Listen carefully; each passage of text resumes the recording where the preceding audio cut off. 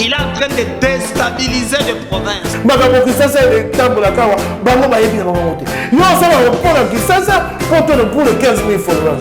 Le président Félix Antoine Tshisekedi a repris le projet de valider cette stratégie nationale.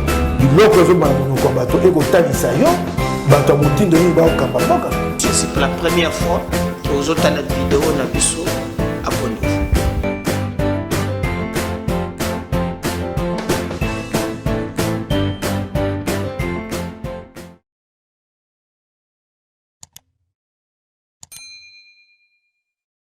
Actuellement. Merci d'abord pour l'invitation, M. Crispin. Merci aussi également pour la question. En effet, je voudrais de prime abord commencer par faire une lecture diachronique de la situation de ce qui se passe à l'Est. Il faut savoir que lorsque les États puissants se sont réunis en conférence de Berlin, vers 1885, comme nous le savons tous, ils ont laissé, après avoir partagé l'Afrique, parce que vous savez que la conférence de Berlin, c'était bien entendu pour faire servir à cette fin, après avoir partagé l'Afrique, ils sont arrivés sur un espace qu'ils ont trouvé vaste. Cet espace qui était vaste, possédant pratiquement toute la richesse dont ils avaient besoin, parce qu'il faut savoir que nous sommes quasiment à l'époque florissante de la révolution industrielle, donc à cette époque-là. Alors, ils ont dit que le Congo étant vaste, on laisse ces champs, selon ces Occidentaux, ils disent que le Congo sera un espace de libre-échange. C'est-à-dire l'espace que nous Occidentaux, nous occidentales, nous allons exploiter à bon escient pour nos fins. Donc ils vont dire le Congo, Léopold D et les autres, ils vont dire que le Congo sera la zone de libre-échange. Donc ils l'ont tracé en fonction de ces minéraux. Ils ont tracé cela en fonction des minéraux et pour leurs propres intérêts. C'est de cette manière qu'ils ont réfléchi, ils ont pensé Congo pour servir à leur fin. Donc vous allez même remarquer lorsque les explorateurs vont arriver, même Léopold D dans son schéma pour la mise en place du Congo, vous allez voir qu'il a développé deux pôles stratégiques, il a développé les Katanga, il a ainsi développé les Bas-Congo pour évacuer, parce qu'il faut savoir que le Congo, on peut l'entrer par la mer ou par l'océan Atlantique. C'est comme ça qu'il a dit, ben, tiens, on va mettre le chemin de fer pour arriver jusqu'au Bas-Congo pour évacuer les minéraux, ainsi que les Katanga pour l'exploiter, comme ainsi de suite. Donc, déjà au départ, la pensée occidentale du Congo était un cadre par lequel eux, ils devaient tirer les dividendes nécessaires pour leur survie. Alors, partons de cette théorie-là. Donc, il faut toujours que cela revienne aux Congolais en esprit, parce que le combat dont nous faisons face aujourd'hui par rapport à ce qui se passe à l'Est, c'est ce qu'on appellerait un conflit de puissants qui, bien entendu, sont divisés entre deux camps. Il y a les blocs, on va appeler ça comme ça, des fondamentalistes qui pensent que le Congo leur revient de droit, et que, bien entendu, ils peuvent continuer. Malgré l'indépendance. Ils peuvent continuer à exploiter les minéraux du Congo tels qu'ils le font. Vous allez remarquer d'ailleurs que parmi les courants de ces fondamentalistes, parce qu'ils disent que d'ailleurs même que le Congo, lorsqu'ils ont fait de répartition, il y a une partie du Congo qui ne revenait pas aux Congolais. Donc vous voyez, c'est pratiquement la partie Est dont il fait allusion. Et ils sont dans une logique révisionniste. Maintenant, là, quand ils parlent, ils disent qu'écoute, il faut à tout prix essayer de couper le Congo. Donc, entre autres, c'est ça les débats même de la balkanisation. Donc, pour eux, le fait que les débats, c'est que maintenant nous réclamons nous sommes indépendants, le courant de Lumumba qui s'opposait, ainsi de suite, donc les impérialistes.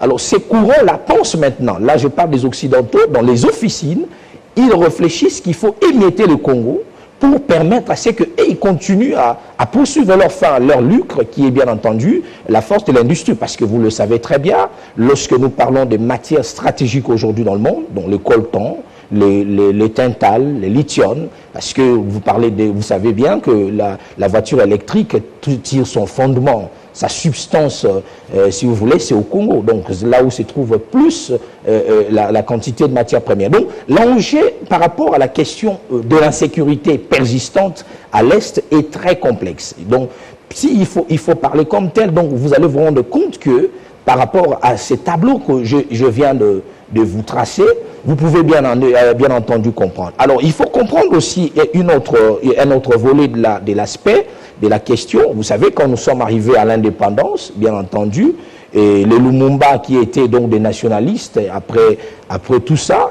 les Lumumba et compagnie, ils seront déboutés par, nous le savons très bien, c'est par les Occidentaux. D'ailleurs, vous le savez, il y a un documentaire qui passait aussi chez vous, un monsieur qui dit, alors si Lumumba va revenir en vie, il aura une dent cassée. Donc vous voyez que c'est déjà un plan machiavélique qui a été tracé par ces individus-là, et qui d'ailleurs vont aller plus loin, ils vont réclamer la sécession, ils seront derrière Tshombe, et Tshombe va réclamer la sécession, que les Katanga se coupent du Congo, des choses comme ça. Alors, nous sommes au sorti de la Deuxième Guerre mondiale, lorsque nous sommes au sorti de la Deuxième Guerre mondiale, c'était le conflit entre l'Occident et l'URSS. Alors, ils ont cherché à travailler sur un nouveau paradigme. Le paradigme sur lequel ils ont travaillé, c'était la politique de l'endiguement de l'URSS. Comment empêcher à ce que l'URSS puisse s'étendre sur les autres contrées du monde, parce que les conflits étaient tels que nous le connaissons. Alors, à ce niveau-là, ils vont se mettre d'accord, Mobutu arrive au pouvoir, ils vont donner à Mobutu cette mission, de travailler afin que nous puissions contourner, en fait, maintenir l'Union soviétique. C'est comme ça qu'on parlait de la guerre froide. Alors, la sécurité à l'Est, je l'ai dit à un moment donné, le drame que nous connaissons, c'est là où je fais allusion là, c'est que nous ne sommes pas entrés dans l'histoire des relations internationales du XXIe siècle. Je l'ai dit tantôt. C'est-à-dire quoi? C'est ce que j'étais en train de dire tantôt. Donc, lorsque le Blanc a signé la mission à Mobutu dans la guerre froide, parce que justement, il fallait émietter l'URSS pour qu'il ne s'étende pas, Mobutu a reçu la mission. Et il a bien joué son rôle. C'est la raison pour laquelle on dit que Mobutu a imposé le président au Tchad. Si vous voulez, les Kagame, les Museveni, je viendrai peut-être plus tard, ils ont grandi dans la frousse sous le leadership, sous l'hégémonie congolaise, zaïroise de l'époque. Donc Mobutu, c'était lui, le patron occidental de l'Afrique, précisément l'Afrique centrale.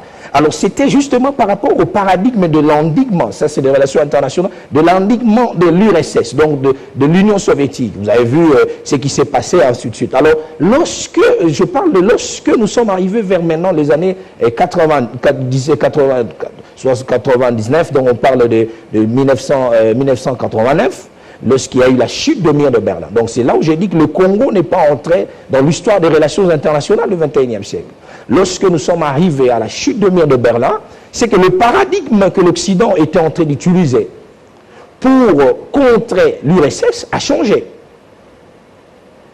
Mais bizarrement, nous, on n'a pas évolué. Entre-temps, vous savez déjà qu'il y a eu coup d'État, il y a eu l'assassinat au Rwanda, il y a eu le renversement de pouvoir également en Ouganda. Donc, les enjeux ont complètement changé. Mais nous, à cette époque-là, les choses, et si vous voulez, l'intelligence stratégique n'y était pas. Qu'est-ce qu'il était censé faire Mobutu pour s'adapter en ces moments-là?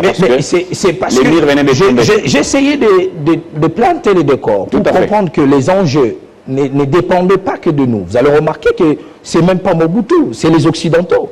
Ils sont venus vers lui vers les années 90. La conférence de Bâle, ils se sont dit, ben écoute, nous maintenant, ce n'est plus l'URSS.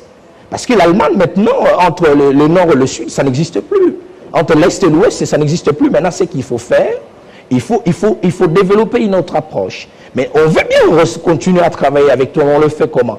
Parce qu'il y avait déjà des frustrations. Vous savez, quand on impose des présidents assis par-ci, par-là, ne pensez pas que le peuple qui habite dans ces pays-là, ils seront contents avec vous. Donc c'est déjà, ça naissait déjà dans la tête de la nouvelle génération qui émergeait au Rwanda ou en Ouganda, un sentiment de révolte contre le Congo ou les Zaïre de l'époque, donc dont les Kagame et les autres étaient bien entendu les disciples. Donc déjà lorsqu'on arrive à cette époque-là, Mobutu, bien entendu, on lui suggère il y a son ami François Mitterrand, vous vous souvenez bien, il va convoquer ce qu'on appelle la conférence de Bâle. La conférence de Bâle, c'était pour réfléchir sur la démocratisation de l'Afrique. Il fallait démocratiser les pays africains parce que justement, les paradigmes ont changé. Entre autres, il y a une autre thèse qui est derrière, c'est la thèse du courant des blocs de Kadhafi et de ainsi de suite qui commençait à menacer après la chute, après la crise du pétrole, après la crise du pétrole. Donc, le paradigme qui était de la démocratie portait le projet politique du monde futur que nous, on n'avait pas saisi parce que Mobutu, à cette époque, on le demande de démocratiser. On savait comment ça s'est déroulé. Et pendant les années 90, jusqu'à ce qu'il serait parti, vous avez vu ce qui s'est passé. Donc 90, et puis on a eu le génocide au Rwanda vers quelques années plus tard. Et puis on a eu la conférence nationale souveraine chez nous ici. Et tout ça, c'était des tractations. Mais déjà, pour les Occidentaux, c'était comment on doit se débarrasser de ces messieurs qui nous a servi pour une fin. Mais alors que nous avons changé de technique. Alors, pour aller un peu plus loin, parce qu'on n'a pas assez de temps par rapport à ces choses, les paradigmes étant évolués, nous tombons sur une situation calamiteuse que nous regrettons et que nous ne souhaitons pas. Parce qu'il faut le dire aussi clairement que le Congo fait face à un génocide. Les Congolais sont massacrés, sont tués. Et le Rwanda, c'était une affaire de 800... Un génocide qui n'est pas reconnu jusqu'à aujourd'hui. Qui n'est pas reconnu justement par la... Plus de 10 millions de morts. Et c'est beaucoup. Et c'est vraiment beaucoup. Vous savez que la Deuxième Guerre mondiale, qu'on a réclamé, la Seconde Guerre mondiale était la suite qu'on a demandé justement à Hitler parce que justement, il y avait plus de 2 millions de morts seulement. Le Rwanda, c'est 800 000 morts. Mais le Congo, c'est plus de 10 millions de morts. Et la communauté internationale joue d'une hypocrisie incroyable pour ne pas reconnaître tout ce que nous connaissons aujourd'hui. Donc, déjà, à partir de ces moments-là, j'étais en train de dire, donc nous sommes arrivés à ce que le génocide au Rwanda, ainsi de suite. Et nous, on va ouvrir un couloir humanitaire, nous le savons tous dans l'histoire.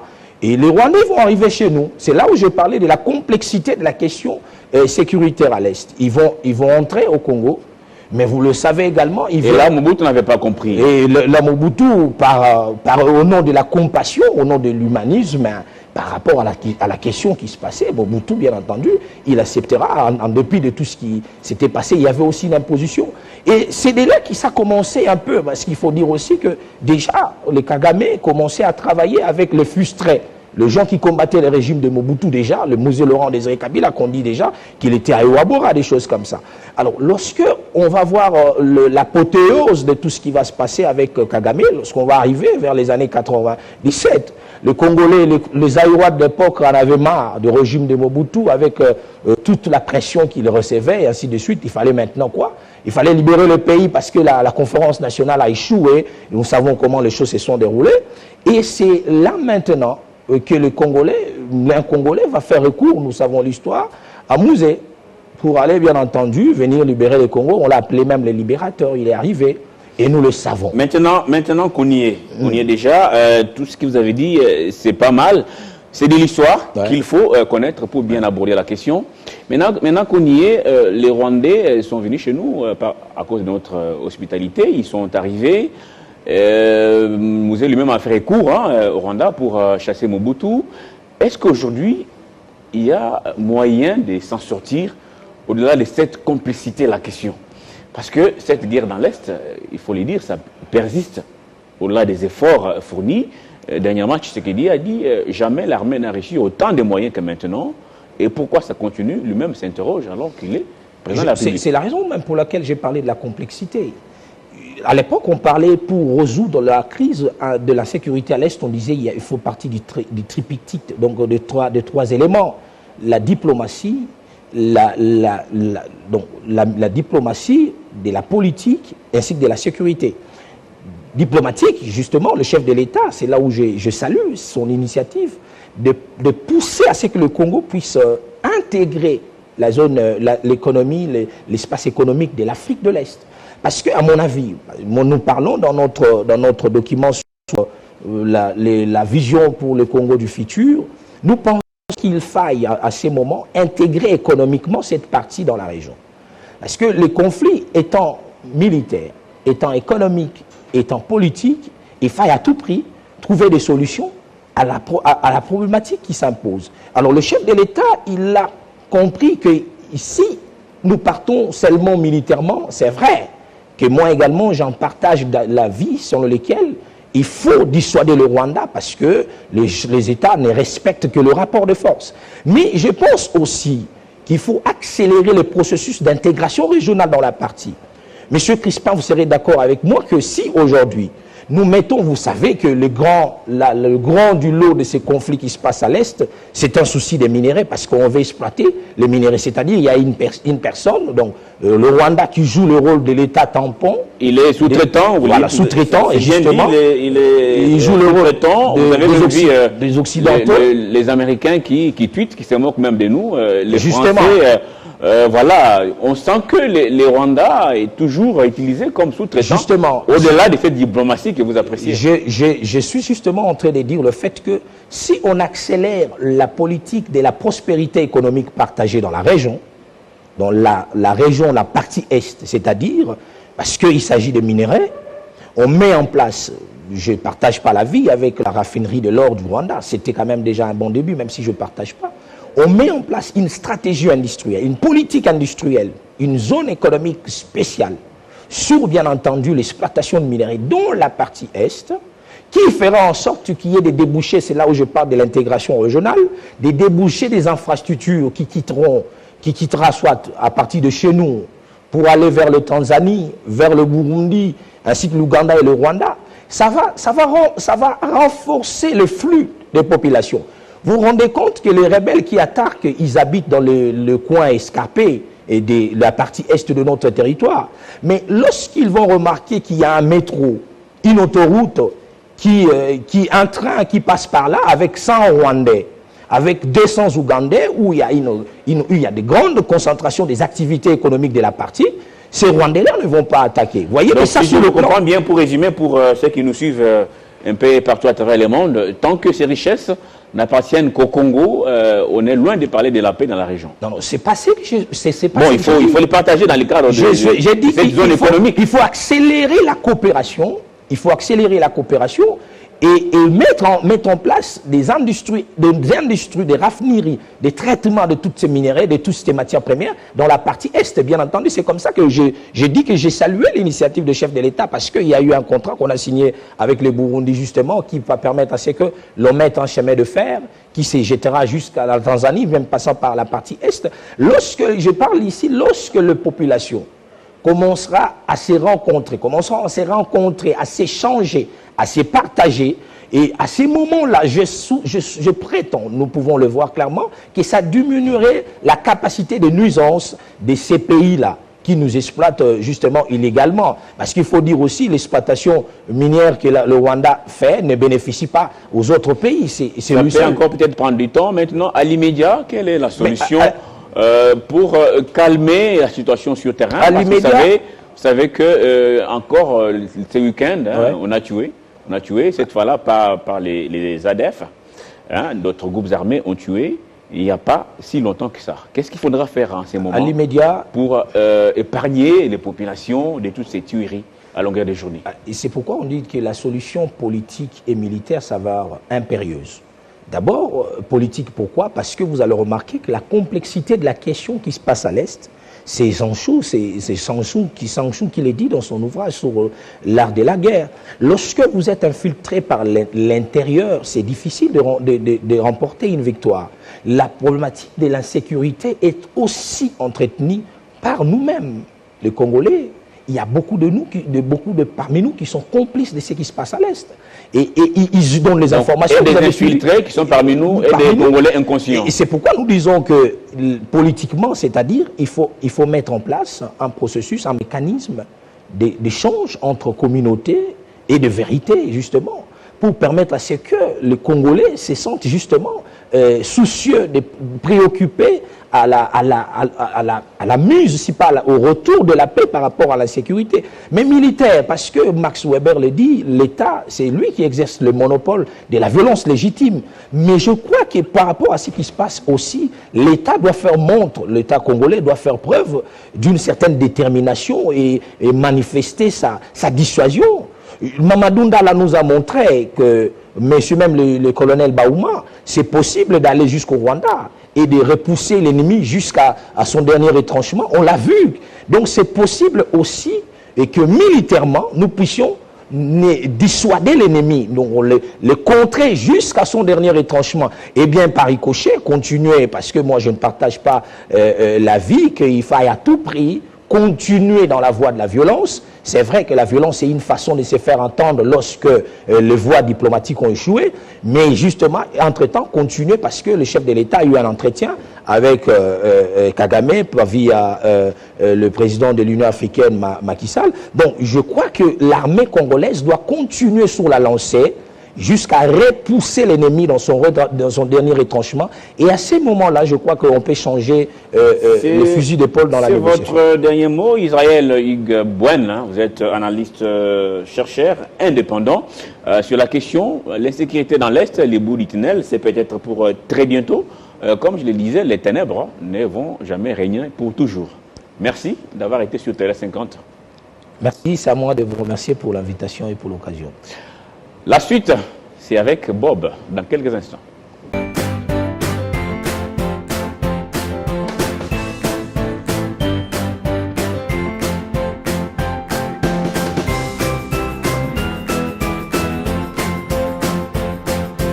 Kabila bengaka mutu te.